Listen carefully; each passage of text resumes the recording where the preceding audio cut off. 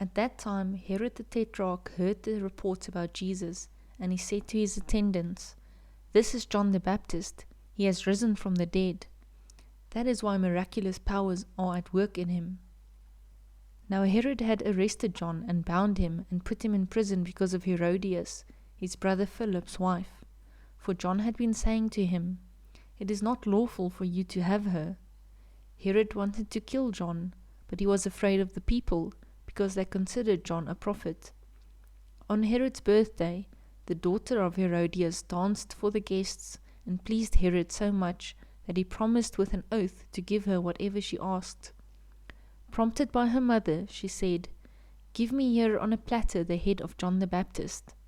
The king was distressed, but because of his oaths and his dinner guests, he ordered that her request be granted, and had John beheaded in the prison. His head was brought in on a platter and given to the girl, who carried it to her mother. John's disciples came and took his body and buried it. Then they went and told Jesus. When Jesus heard what had happened, he withdrew by boat privately to a solitary place. Hearing of this, the crowds followed him on foot from the towns. When Jesus landed and saw a large crowd, he had compassion on them and healed their sick. As evening approached, the disciples came to him and said, "This is a remote place, and it's already getting late. Send the crowds away, so they can go to the villages and buy themselves some food." Jesus replied, "They do not need to go away. You give them something to eat." "We have here only 5 loaves of bread and 2 fish," they answered. "Bring them here to me," he said, and he directed the people to sit down on the grass. Taking the 5 loaves and the 2 fish, and looking up to the heaven, he gave thanks and broke the loaves. Then he gave them to the disciples, and the disciples gave them to the people.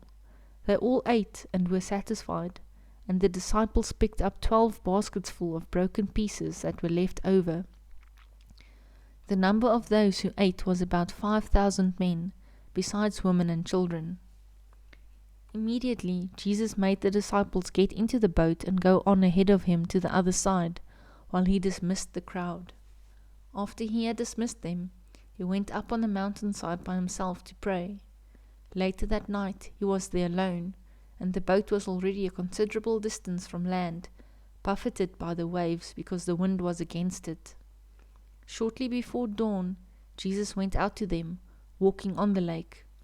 When the disciples saw him walking on the lake, they were terrified. "It's a ghost," they said, and cried out in fear. But Jesus immediately said to them, "Take courage, it is I. Don't be afraid."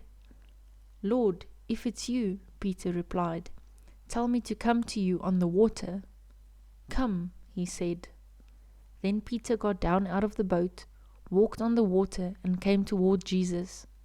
But when he saw the wind, he was afraid and, beginning to sink, cried out, "Lord, save me."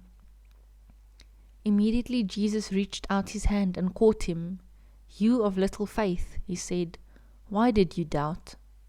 And when they climbed into the boat, the wind died down.